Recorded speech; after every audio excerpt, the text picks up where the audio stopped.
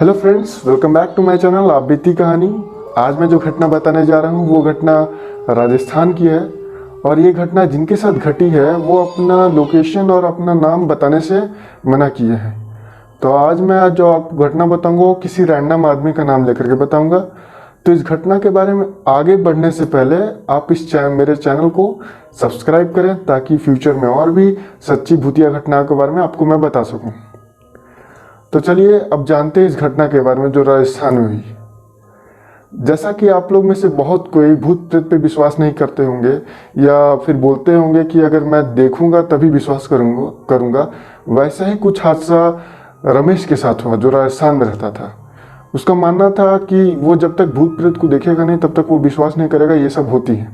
तो वो एक कंपनी में काम करता था। तो एक दिन क्या हुआ कि उस कंपनी में काम करते करते देर रात हो गई और फिर वो जब उस कंपनी से निकलता है तो अपनी बाइक पर बैठ करके वो जाने लगता है। जब वो कुछ दूर आगे जाता है तो उसकी बाइक खराब हो जाती है। तो फिर वो बाइक से उतर करके बाइक को पैदल धक्का दे करके आगे जाने लगता है। कुछ दूर जाने के बाद वो थक जाता है। आप लोग भी थक जाते होंगे अगर बाइक खराब हो जाए, अगर खुद से धक्का देना पड़े तो जो जब थोड़ा दूर जाता है धक्का देते देते तो वहाँ पे वो एक बस स्टैंड देखता है। तो वहाँ वो थोड़ी देर बैठ जाता है। तो वहाँ वो देखता क्या है कि एक साधु रहता है जो अजीब तरीके से बीड़ी या सिगरेट पीते रहता है। रमेश की एक आदत बहुत खराब थी, वो किसी से भी बात करने लगता था। तो हुआ यूं कि वो उस साधु से ही बात करने लगा। उस साधु से बात करते करते वो लास्ट में बोल ही देता है कि आप भूत प्रेत पर विश्वास करते हो, इन चीज़ों पर विश्वास करते हो।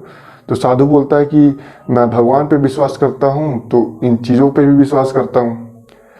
तो फिर रमेश जो बोलता है कि अगर आप विश्वास करते हो तो मुझे दिखा करके बताओ, मैं तो विश्वास नहीं करता हूँ, बिना देखे मैं इन चीज़ों पर विश्वास करूँगा ही नहीं। तो साधु बोलता है ठीक है मैं तुम्हें दिखाऊंगा, तुम चलो मेरे साथ शमशान घाट। तो रमेश जिस जगह पे रहता था वहाँ 2 शमशान घाट थे। एक उसके घर से काफ़ी दूर पे थे, एक उसके घर से थोड़ा नज़दीक पे था, मतलब 1-2 किलोमीटर के अंदर था। एक करीबन 5-6 किलोमीटर के आगे ही था। तो वो साधु जो था वो दूर वाले शमशान घाट की तरफ जा रहा था। तो रमेश बोलता है उससे कि इतने दूर न जा करके आप नज़दीक वाले चलो। रमेश के मन में शंका आ जाता है कि अगर मैं उतना दूर जाता हूँ और साधु का वहाँ कोई होगा तो मुझे वही कहकर ठग लेगा या लूट लेगा। तो ये सोचकर बोलता है कि चलो आप मेरे घर के नज़दीक एक शमशान घाट है, आप वहाँ चल के मुझे दिखाओ।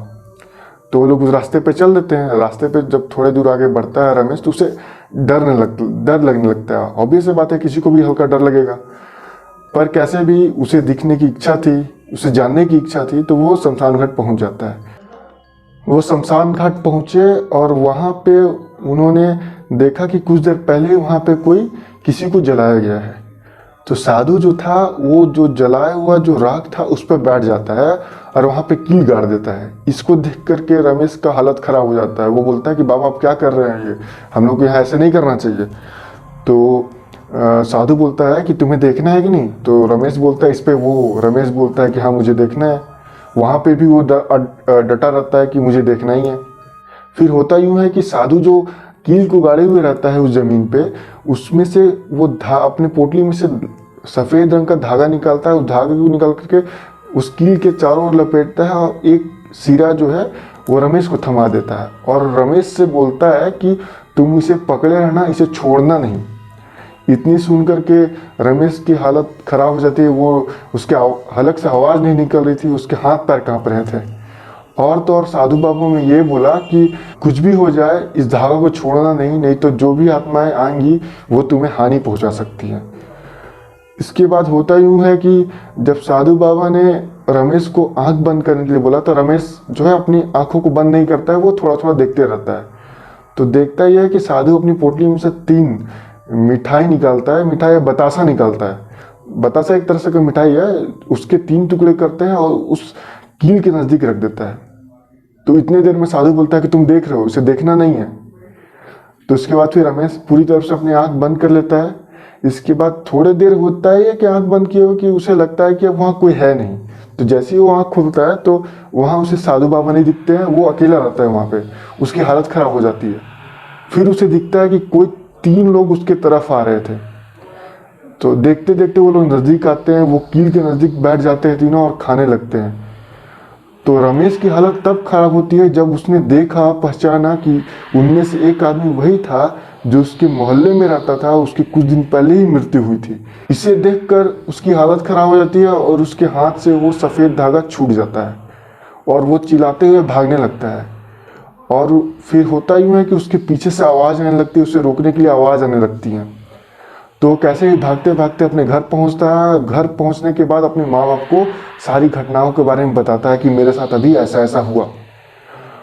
इसके बाद वो सोने चला जाता है। उस रात उसे बहुत तेज बुखार आती है और कैसे भी वो सोता है।